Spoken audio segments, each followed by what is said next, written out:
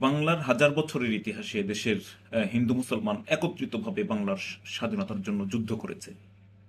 স্বাধীন সুলতানি আমল হিন্দু মুসলমান একত্রে যুদ্ধ করে স্বাধীন সুলতানি আমল প্রতিষ্ঠিত করেছিল। বারো ভূঁইয়াদের ঈসা খাঁর নেতৃত্বে হিন্দু মুসলমান ভূঁইয়ারা একসাথে লড়াই করেছে দিল্লির বিরুদ্ধে। বর্গী মারাঠাদের বিরুদ্ধেও একসাথেই হিন্দু মুসলমান কাঁধে কাঁধ মিলিয়ে যুদ্ধ করেছে।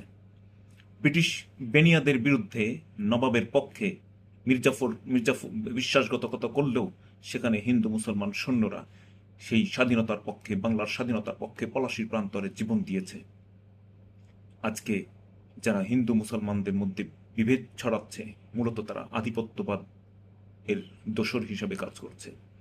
ব্রিটিশরা কেবলমাত্র তখনই এই বাংলাকে দুর্বল করতে পেরেছিল যখন বাংলার হিন্দু এবং মুসলমানদেরকে বিভক্ত করতে পেরেছিল। এই বিভক্তি পরবর্তী আধিপত্যবাদী যে সমস্ত শক্তি আছে, সেটা প্রতিবেশী শক্তি হতে পারে, বাইরের যে কোনো শক্তি হতে পারে, বাংলার হিন্দু মুসলমানদের এই বিভক্তিকে কাজে লাগিয়ে মূলত বাংলাকে দুর্বল রাষ্ট্র পরিণত করার চেষ্টা করে যাচ্ছে। অতএব যারাই হিন্দু মুসলমানদের বিদ্বেষ ছড়ায়, হিন্দু এবং মুসলমানদের মধ্যে শত্রুতা সৃষ্টি করে, মূলত বাংলার উপর আধিপত্যবাদের দালাল হিসেবে, দোসর হিসেবে তারা কাজ করছে। সকল প্রকার হিন্দু মুসলিম বিদ্বেষী ব্যক্তিদেরকে প্রতিহত করুন, যেখানেই থাকবেন সেখানেই প্রতিহত করবেন।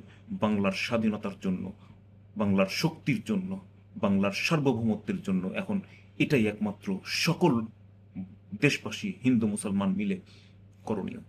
ধন্যবাদ সবাইকে।